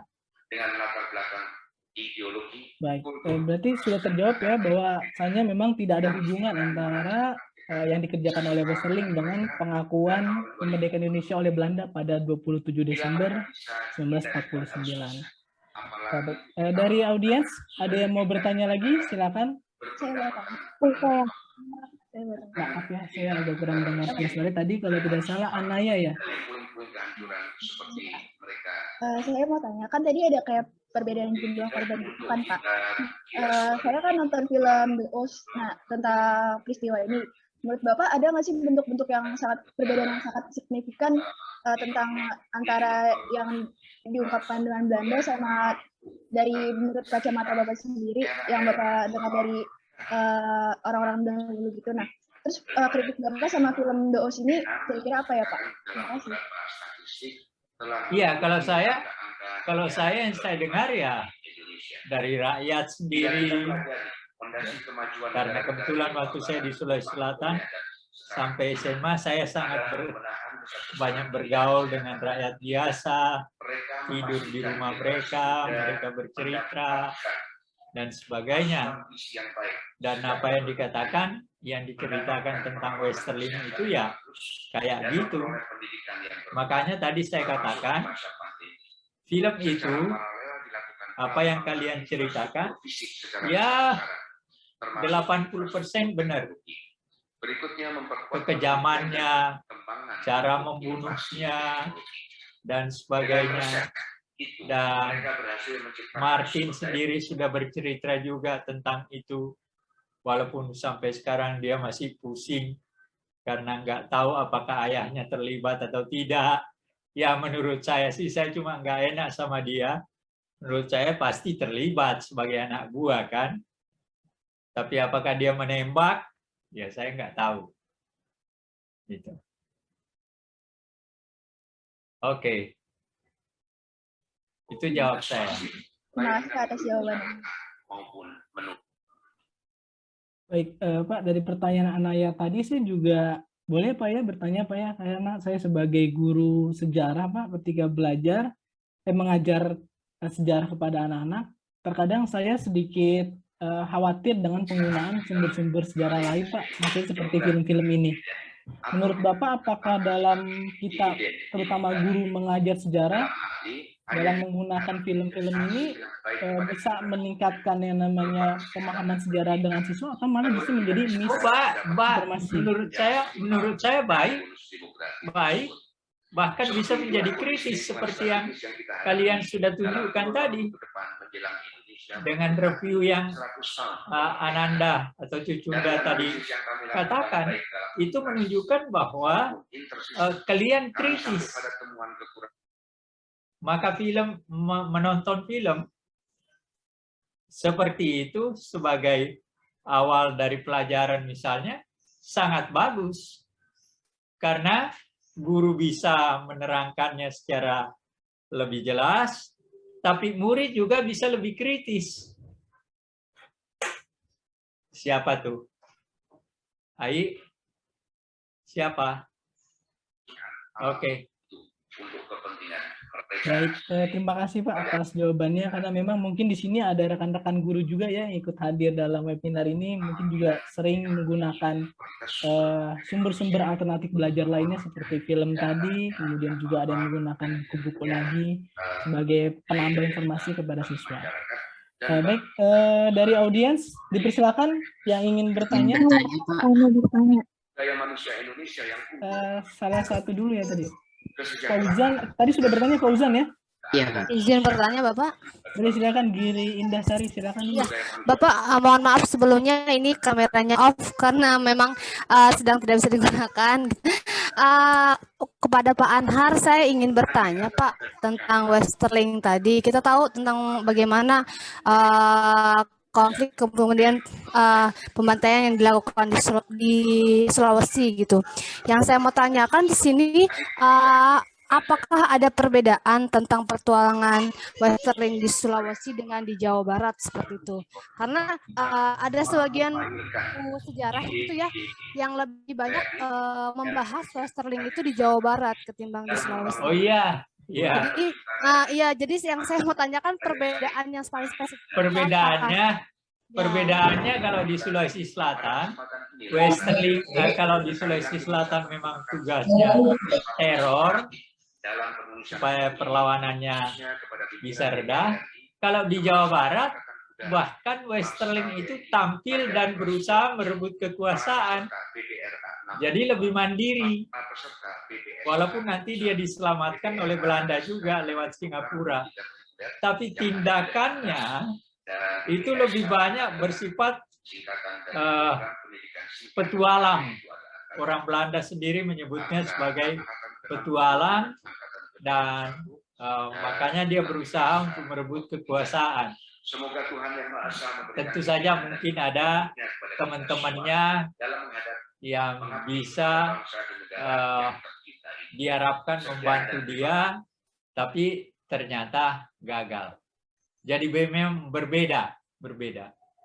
Baik, Pak. Bahkan ada yang mengatakan bahwa Westerling kerjasama dengan Sultan Hamid. Sultan Hamid ini Sultan Pontianak yang memang pelin-pelan. Tempat perundingnya antara Sultan Hamid dan Westerling itu masih ada di salah satu tempat di Jakarta dan gedungnya masih ada. Itu. Bahkan ada juga yang mengatakan bahwa Westerling itu ada kerjasama dengan Kartosuwiryo, tapi saya tidak percaya akan hal itu. Berdasarkan buku Indonesia menuju 2045. Terima kasih Bapak. Satu lagi Pak, mohon tanya tapi di luar konteks materi, boleh? Tanpa berlama-lama. Boleh, silakan Ibu. Moderator. Silakan, Bu. Ini kan kebetulan saya memang mengajar di kelas 12 begitu ya Pak ya. Di kelas 12 ada materi sejarah tentang demokrasi terpimpin menuju Orde Baru gitu. Memang beberapa kemarin gitu saya menampilkan satu film dari Indonesia, itu judulnya GI ya. Mungkin Bapak Ibu sudah banyak tahu tentang GI. Nah, saya mau tanya perspektif Bapak gitu, misalnya kalau jika saya menayangkan film tersebut ke anak-anak, apakah memang sudah sesuai dengan isi pembelajaran, ataukah memang kita harus ada yang kita batasi di dalam film tersebut gitu? Terima kasih. Enggak. Film yang kalau dimajukan di kelas, tentu saja saya katakan ya terserah bagaimana film itu menafsirkan. Bisa penafsirannya sebagian besar seperti saya katakan tadi, 80%. Yang Anda tonton tentang ekonomi terpimpin, tentang demokrasi terpimpin, mungkin hanya 60%, bahkan cuma 40%. Tujuannya hanya menjelekkan Soekarno, kan? Bisa terjadi. Bisa terjadi. Jadi, ketika kita membawa itu, maka harus kita juga kritis. Saat pembangunannya kurang lebih melihat itu. Hampir sama dengan Indonesia, yaitu setelah mengalami kemerdekaan. Terima kasih Bapak penjelasannya. Kedua, kita perlu untuk mengadakan review. Baik, terima kasih Ibu Giri tadi sudah memberikan pertanyaan yang cukup lengkap ya Bu ya, dari perspektif peristiwa Westerling dan juga dari sebagai guru sejarah yang ingin menampilkan sumber-sumber alternatif sejarah di dalam kelas. Baik, dipersilakan yang ingin bertanya, boleh? Masih ada waktu. Saya mau bertanya. Boleh dari Cip dulu ya, yang panggil saya, silakan Pak Cip. Oke, Assalamualaikum warahmatullahi wabarakatuh. Selamat siang semuanya. Ya, makasih. Ada dua pertanyaan, satu untuk Pak Anhar, satu lagi untuk Ibu Kurniawati dari UNJ. Saya termasuk penyuka Pak Anhar nih. Dulu saat kuliah, kemudian channelnya saya tonton itu Pak. Bagus, saya senang gitu ya. Saya selalu ingat kata Pak Anhar dulu saat kuliah, bahwa bilang kalau orang di sebelah timur itu menghadapi masalah pakai otot. Kalau barat itu pakai otak ya, Indonesia bagian barat. Makanya barat itu selalu maju gitu. Sambil berkelekar itu. Saya selalu ingat itu. Betul kan Pak ya? Iya, iya. Emosinya itu. Iya. Psikologinya. Yang ingin saya tanyakan begini Pak. Westerling bagi Indonesia di dalam sejarah kita membacanya buruk ya.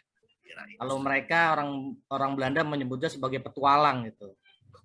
Kita anggap itu sudah tanda kutip begitulah adanya di dalam sejarah Indonesia. Kita baca literasi apapun rata-rata seperti itu kira-kira. 2 hari lalu Indonesia memberikan anugerah bintang jasa utama kepada Enrique Guterres dari Timur Leste, VKK ya, asalnya jadi orang Indonesia, betul Pak ya? Nah, gitu. Yang menjadi pertanyaan saya kan kalau kita perbandingkan Indonesia di Timur tahun 75 sampai 99, rasa-rasanya bukan berarti saya sama ya, rasa-rasanya ada beberapa tindakan yang rada-rada serupa dengan Westerling gitu ya, rada-rada serupa. Apalagi kalau kita baca buku. Ya katakan berani aja ngomong serupa. Apa mesti rada-rada? Memang terjadi pembunuhan juga di sana kok. Nah, berarti suara saya sudah terwakilkan oleh Pak Anhar. Yang menjadi pertanyaannya, Pak, bagaimana kita orang Indonesia yang bila baca sejarah itu selalu dipolitikkan, artinya kita Indonesia baik dan sebagainya. Bagaimana cara membaca narasi-narasi yang seperti itu dari bidang ilmu sejarah, Pak?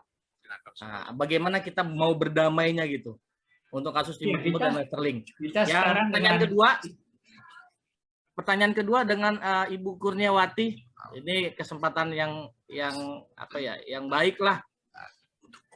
Ibu, murid saya pernah berpesan, cerita kepada saya, Pak, saya udah ngomong sama Bu Kurniawati bahwa kita punya history club di sekolah gitu ya. Saya berharap mudah-mudahan UNJ bisa kerjasama yang begini juga nih untuk history club SMA 32, Bu, mudah-mudahan. Nah, yang menjadi pertanyaan begini, Bu, kondisinya sama dengan kasus yang tadi saya ceritakan ke Pak Anhar. Ini kalau untuk Ibu kan pembelajaran, Pak Anhar kan keilmuan sejarahnya. Yang menjadi pertanyaannya, kita bersikap ini kepada anak didik kita di lingkungan sekolah, baik itu di kelas ataupun di lingkungan sekolah, itu ketika kita dipertemukan, ini kok pembunuhan, kok dapat bintang jasa, kita ngelihat di Timur-Timur seperti apa gitu. Kan kalau Pak Anhar udah sama seperti Westerling Timur-Timur, kira-kira begitu kan ya, tadi serupa gitu. Nah, bagaimana cara membacanya? Jadi dua pertanyaan. Yang terakhir, Bu, untuk Bu Kurni, sebenarnya kita desain besar untuk kurikulum sejarah SMA itu, kalau bacakan kita harus ilmiah dan sebagainya, itu yang seperti apa sih? Saya tidak rasanya kok, bukan nggak menemukan ya, kayaknya klopnya di sebelah mana gitu. Karena apa? Kondisi saat ini, apa sih yang tidak kita bisa lihat gitu ya? Semua bisa kita lihat secara telanjang gitu ya. Buku di mana-mana, yang video di mana-mana, ya. Kemudian bisa lihat ini, lihat itu kan, akhirnya murid-murid itu bisa dikatakan jauh lebih pintar dari gurunya gitu. Dan mereka memiliki pertanyaan-pertanyaan yang menurut saya ngomong, ini pertanyaan saya dulu saya masih kuliah, itu anak-anak kelas 2, kelas 3 SMA udah keluar gitu. Terima kasih Pak Anhar dan Bu Kurniawati, dua-duanya saya senang bisa bertemu di forum ini. Demikian, terima kasih Pak Arif sebagai moderator. Saya akhiri, billahi taufiq wal hidayah. Wassalamualaikum warahmatullahi wabarakatuh. Ya, kalau saya ketika saya masih bertugas di Departemen Pendidikan, dan kalau saya berkali-kali, kalau tidak salah sekitar 4 kali saya datang ke Timur-Timur sebagai seorang pegawai negeri dengan jabatan tertentu ke Timur-Timur. Nah, saya sering di kolom Q&A kepada Bapak tanda kutip mangkal pada pegawai di sana. Apa yang mangkalkan saya, sikap mereka adalah, bahkan saya katakan, kalian ini lebih kolonialis dari kolonialis. Pak Gubernur Lemhanas, Pak Gus Wijoyo, dan Anda membodohi orang, dan saya kira nganggap bahwa Anda lebih pintar, pakaiannya lebih bersih karena pakaian safari, dan sebagainya. Kemudian saya Harian Kompas bahkan dalam rapat-rapat dengan menteri, tidak jarang saya mengemukakan hal itu. Selamat pagi, ya, tapi saya memang dianggap sebagai orang yang sering dianggap orang yang menyimpang. Memulai saja. Ini mungkin semacam diskusi, tetapi saya nyebutnya semacam karena sebenarnya ini adalah pengayaan konten. Nah, bagian dari sekarang saya Wijoyo sering katakan itu.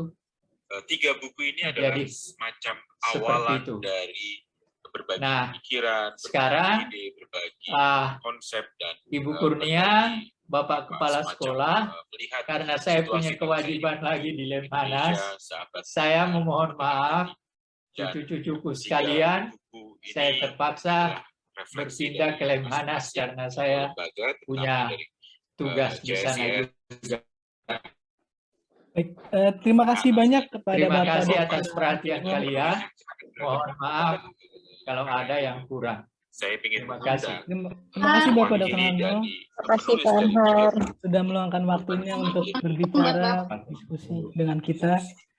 Baik, mungkin dari segi pembahasan peristiwa Westerling, kita bisa cukupkan dulu Bapak Ibu. Dan ini ada pertanyaan yang juga bisa mendiskusikan kita lebih luas lagi tadi dari Bapak Cip mengenai kurikulum sejarah ya Pak ya, tentang yang namanya bagaimana sikap kita dalam menanggapi, terutama guru-guru menanggapi murid yang begitu banyak punya perspektif terhadap materi-materi sejarah. Silakan kepada Ibu Budiawati. Ya, terima kasih kepada Pak Cip, pertanyaannya bagus sekali nih Pak.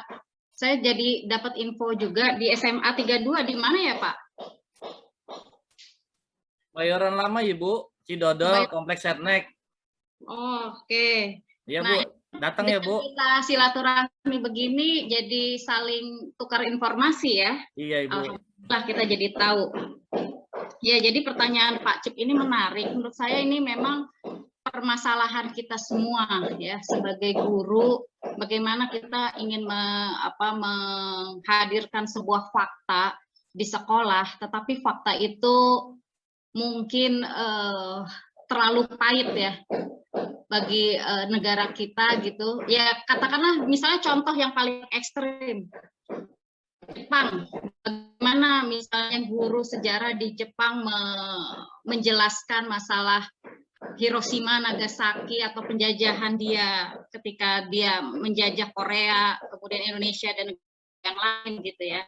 Atau Jerman dengan Hitlernya. Nah, itu menjadi memori kolektif yang menyakitkan buat negaranya seperti itu. Nah, Indonesia bagaimana? Nah, saya kira memang ini guru betul-betul harus sangat berhati-hati menyikapi ini karena bagaimanapun pelajaran sejarah di tingkat sekolah itu punya tujuan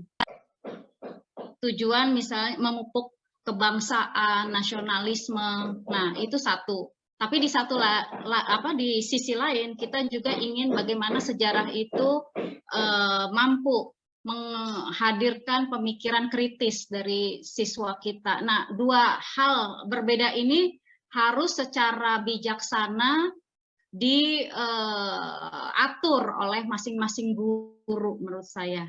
Nah, tetapi tadi terkait juga dengan pertanyaan kedua sebenarnya Pak, justru sekarang guru sejarah ini dimudahkan dengan berbagai kemudahan akses yang kita bisa dapat sekarang ini.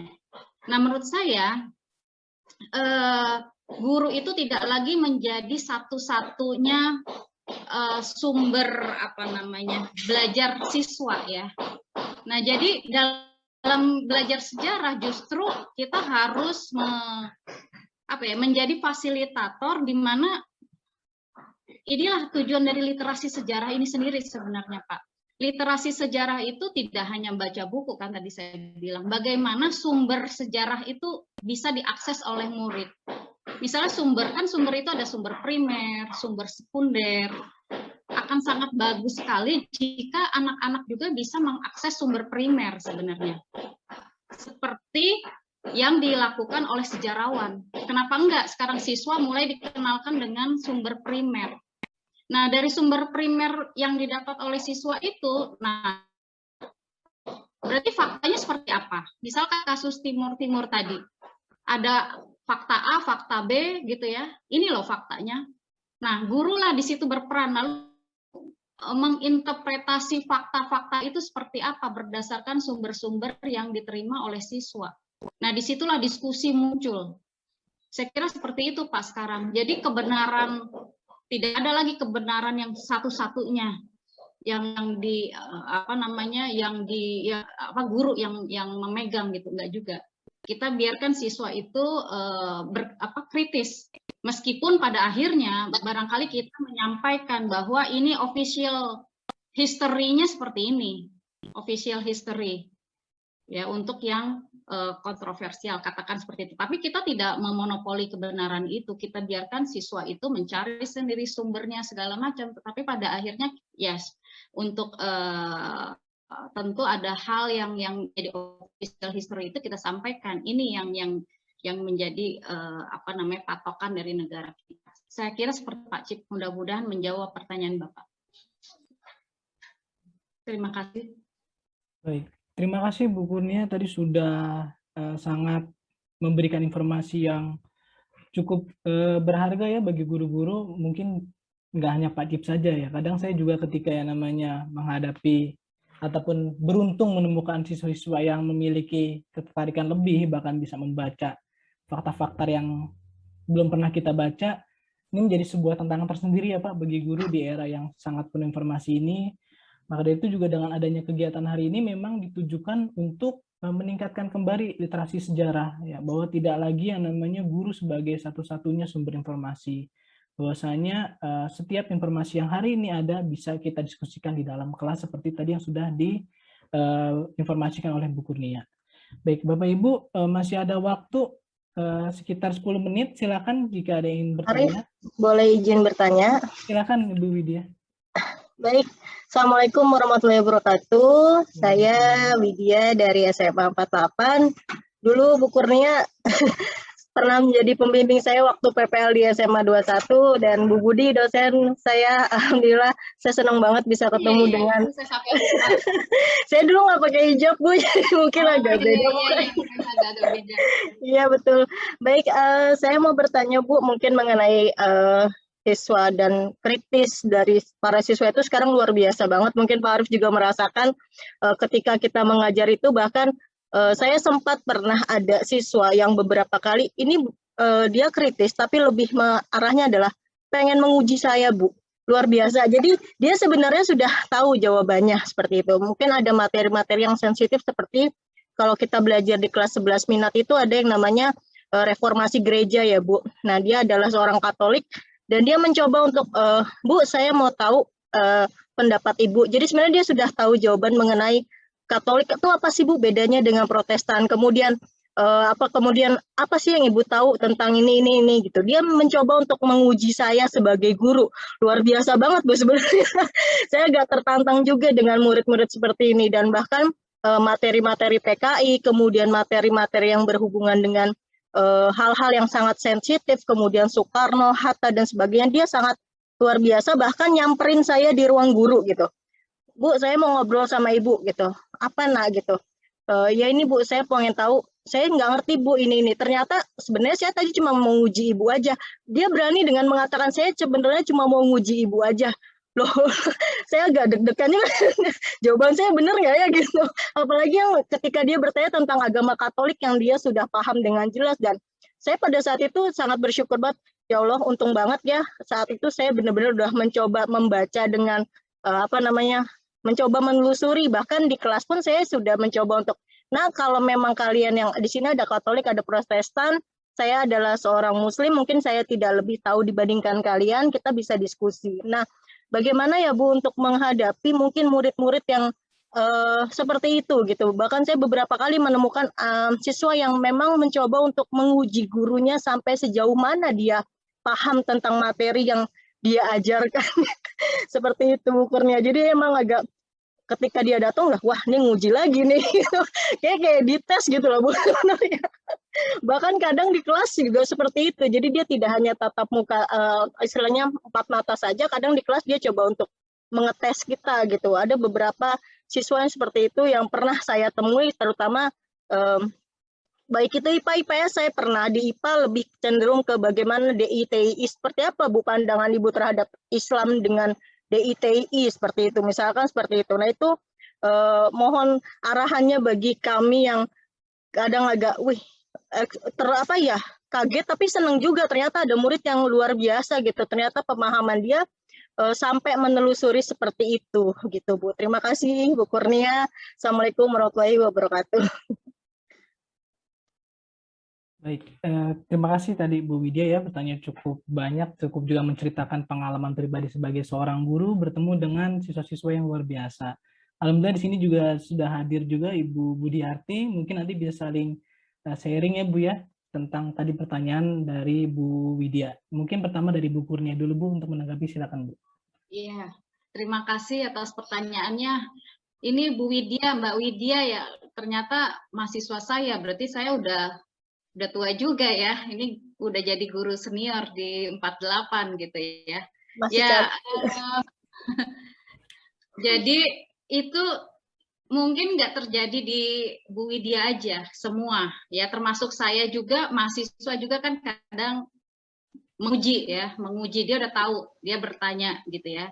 Nah memang kalau menurut saya pada akhirnya memang guru sejarah itu bukan hal apa namanya sekarang ini tidak lagi bisa business as usual gitu ya. Ya udahlah modal buku teks bisa berani masuk ke kelas seperti itu ya. Sekarang ini eranya kan yang tadi saya sudah katakan, informasi itu bisa dari mana aja. Mau informasinya benar, mau hoax juga benar. Kan ada yang bilang juga misalnya saya sempat di WA tuh ya, mau ketawa tapi gimana gitu. Dibilang Borobudur itu kan yang buat Nabi Sulaiman katanya gitu ya. Ya itu yang terjadi di masyarakat gitu. Nah kita sebagai orang yang berkecimpung di bidang sejarah ini tantangan tersendiri menurut saya untuk menjelaskan. Nah tetapi untuk kasus Bu Widya tadi juga saya juga mengalami gitu ya. Saya pikir kalau memang kita kebetulan ditanya nggak tahu, ya katakan kita nggak tahu gitu ya. Kita terbuka untuk informasi. Artinya kita tidak merasa kurang diri kita kalau kita mengatakan nggak tahu. Tentu begitu kita mengetahui kekurangan kita terpatut belajar gitu ya. Ya belajar dari mana aja. Sekarang ini luar biasa ya, saya melihat YouTube itu misalnya saya ngajar sejarah Eropa. Sekarang mendalami ke daging-dagingnya itu semua ini bisa dilihat di YouTube. Misalnya saya belajar Inggris, reformasi di Inggris seperti itu ya. Lalu saya ke Henry ke-8. Henry ke-8 punya istri 6, akhirnya saya sampai mengerucut kepada istri satu-satu itu kenapa gitu. Yang tadinya saya cuma tahu Anne Boleyn gitu ya. Lalu saya tahu seperti ini. Mary I itu begini. Itu semua ada. Dan rupanya sekarang memang luar biasa sumber informasi, tinggal kita mau memakai atau tidak seperti itu Bu Widya. Mungkin nanti dilengkapi oleh Bu Budi. Terima kasih Arif. Baik, terima kasih Bu Kurnia tadi jawabannya. Kemudian silakan kepada Ibu Budiati untuk menanggapi Bu. Baik, Assalamualaikum warahmatullahi wabarakatuh. Terima kasih Arif. Kurnia, Widya, saya masih ingat dulu sama temanmu yang juga kurus tuh, yang suka berdua terus nih Widya nih. Iya dulu kurus ya, sekarang udah agak kurus. Iya, sekarang udah agak tembem, tapi cakep, tambah cakep. Alhamdulillah. Saya pikir yang dikatakan Bu Nia benar gitu ya. Jadi ini untuk anak-anak yang suka sejarah atau yang murid-muridnya Arif yang suka sejarah nih, saya suka betul ya, saya suka dengan komentar-komentar tadi. Saya tadi WA dengan Bu Nia, Pak Anhar betapa senang melihat murid-muridnya Arif demikian bagus gitu ya. Nah, apapun yang kita pelajari tentang sejarah menurut saya, yang pertama mengajarkan kita berpikir kritis, itu saja dulu. Kalau kita berpikir kritis, kita mampu mempelajari yang lain secara kritis juga. Gitu. Kemudian jangan lupa bahwa sejarah itu membentuk salah satu karakter. Jadi kalau kita belajar sejarah Indonesia, karakternya begini, saya orang Indonesia bukan. Jadi bertanya secara kritis itu ke diri kita kembali. Gitu. Tadi kalau memang tidak tahu jawabannya, kalau memang tidak menguasai jawabannya, ya katakan saja terus terang. Saya sering cerita dulu di kelas saya dipecat jadi guru dari sebuah SMA karena saya memang memberikan apa yang harus saya berikan harus anak-anak tahu. Toh sampai sekarang sudah hampir 30 tahun anak-anak itu tetap berhubungan, kontak gitu.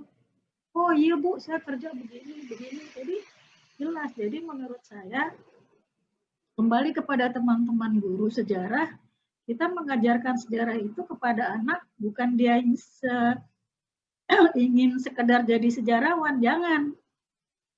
Kita memberikan pelajaran sejarah kepada anak-anak itu untuk alat dia berpikir, gitu. Biar dia cerdas, mencerdasi kondisi saat ini itu seperti apa. Sumbernya banyak sekali.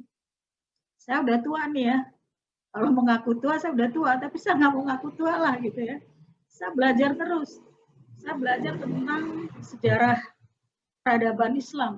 Saya baru belajar nih sama teman-temannya Pak Hudori. Oh begini tuh sebelum Nabi, sesudah Nabi, keadaannya seperti ini. Gitu. Jadi memang saya pikir guru-guru punya semangat, nanti menurun ke anak didiknya tuh semangat itu yang muncul. Gitu. Jadi pertama kita harus semangat, kita harus pede bahwa ini pelajaran ini membentuk, melatih anak supaya kritis, bukan membentuk, melatih anak supaya kritis. Ya tadi kata Bunia, kasih aja.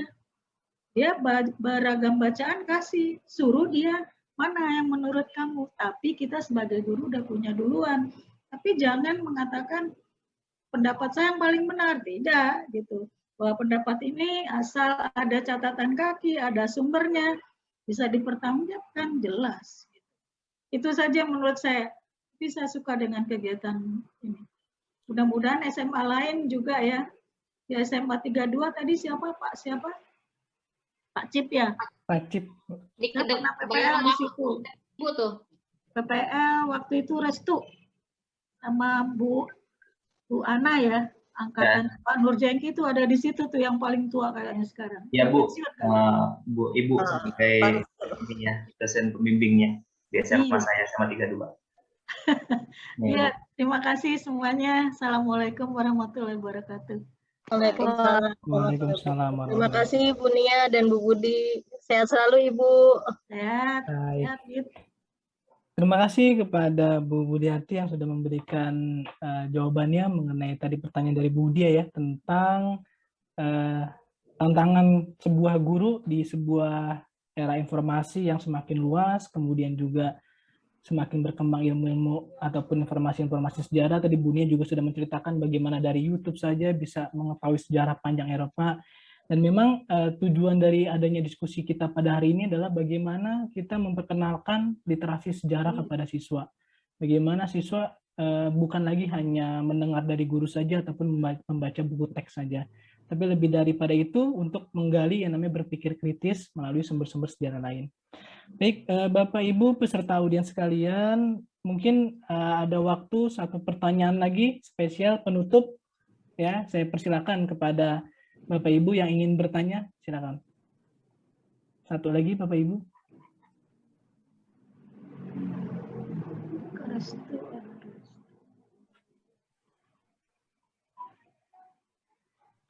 Atau baiknya sepertinya sudah cukup jelas ya Bapak Ibu audiens tentang diskusi kita hari ini. Memang karena keterbatasan waktu, masih banyak sekali hal-hal yang ingin kita diskusikan. Mengingat dari waktu yang memang kurang cukup pada hari ini, tapi tenang saja Bapak Ibu, insya Allah kemudian di kemudian hari semoga diskusi seperti ini ada lagi ya Bu Punia ya. Ya, amin, amin, amin. Ya. Baik. Ternyata di 48, 32, paling nggak saya udah tahu tuh ada 2 sekolah ya. Sudah ada history club. Mudah-mudahan siswanya juga bisa saling kontak nih teman-teman yang lain. Membuka jaringan ya Bu ya, Ya. antar history club. Baik, Bapak Ibu, sebelum saya tutup diskusi kita pada siang hari ini, izinkan saya memberikan kesimpulan sedikit dari apa yang sudah kita diskusikan dari awal kegiatan diskusi mulai. Pertama, kita memulai diskusi tentang pembahasan film The Oz, bagaimana siswa-siswi dari History Club SMA Negeri 48 Jakarta memaparkan pandangannya mengenai Westerling, kemudian ditanggapi oleh narasumber utama kita, Bapak Dr. Anar Gonggong, berkembang menjadi beberapa pertanyaan-pertanyaan seperti apakah ada kaitan ekonomi antara agresi militer yang dilakukan Belanda di Sulawesi Selatan, kemudian juga nanti ada, tadi kita sudah membahas mengenai perbedaan jumlah korban Westerling, kita sudah mendapat informasi bahwasanya untuk angka 40.000 mungkin masih tetap dipertanyakan sampai hari ini. Kemudian juga tadi kita sedikit sharing dengan guru-guru hebat yang sudah bergabung dalam acara hari ini. Tadi ada Ibu Giri yang menanyakan tentang bagaimana perbedaan petualangan Westerling di Sulawesi Selatan dengan di Jawa. Kemudian juga tadi ada dari Bapak Cip yang lebih mengkerucut lagi bagaimana seorang guru menyikapi materi sejarah yang cukup kontroversial untuk diinformasikan kepada anak-anak. Kemudian dari diskusi tersebut saya mengambil poin bahwasanya peristiwa Westerling adalah peristiwa yang memang dilatar belakangi oleh motif keinginan kembali Belanda menguasai wilayah Hindia Belanda yang salah satunya adalah karena faktor ekonomi. Kemudian juga saya mendapati poin bagaimana tadi Pak Anhar bercerita dengan terasa ya feel emosionalnya bahwasanya perjuangan dari rakyat-rakyat Sulawesi Selatan bisa dikatakan memang perjuangan yang pada dasarnya menolak untuk ditundukkan kembali oleh orang-orang Belanda. Kemudian juga tadi saya mendapatkan poin mengenai bagaimana seorang guru harus tetap selalu mengupdate informasinya, bahwasanya guru bukan lagi satu-satunya sumber informasi, guru juga harus bisa yang namanya bijak dalam hal menanggapi pertanyaan-pertanyaan yang cukup kontroversial dari siswa. Dan yang paling penting adalah guru juga harus mau mengakui apabila kemampuan ataupun pengetahuannya masih belum bisa menjawab pertanyaan dari siswa-siswanya. Dan terlebih terakhir tadi ditutup oleh Bu Budi bahwasanya belajar sejarah artinya berpikir kritis. Bahwasanya belajar sejarah membuka wawasan kepada siswa dan guru harus semangat untuk menurunkan berpikir kritis kepada siswa. Mungkin itu saja Bapak Ibu dari hasil diskusi kita pada siang hari ini. Sekali lagi saya ucapkan terima kasih bagi Bapak Ibu yang sudah bergabung dan mohon maaf apabila ada kesalahan dalam saya memoderatori acara ini. Saya tutup diskusi hari ini dan saya kembalikan kepada MC. Saya akhiri, wassalamualaikum warahmatullahi wabarakatuh. Silakan MC. Assalamualaikum warahmatullahi wabarakatuh. Baik, terima kasih kepada Bapak Arif selaku moderator pada diskusi kali ini. Banyak sekali ilmu ataupun pengetahuan-pengetahuan yang kita dapatkan pada hari ini dari film-film atau review-review yang teman-teman History Club sampaikan, presentasikan, kemudian dari Bapak Anhar sendiri selaku narasumber utama, kita mendapatkan banyak hal-hal baru dan ilmu-ilmu, kemudian pengetahuan pada hari ini. Semoga semuanya akan berguna di masa yang akan datang.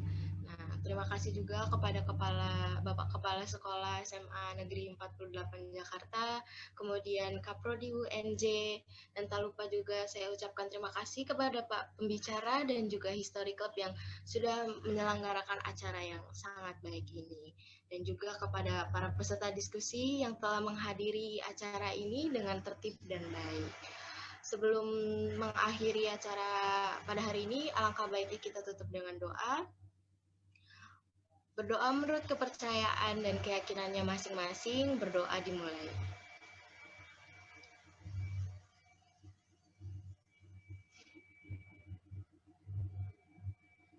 Berdoa dapat diakhiri. Saya Gisna Amalia selaku MC pada hari ini dan juga perwakilan dari anggota History Club. Memohon maaf jika ada salah-salah kata ataupun ada jaringan-jaringan ataupun ada yang tidak diinginkan kejadian-kejadian.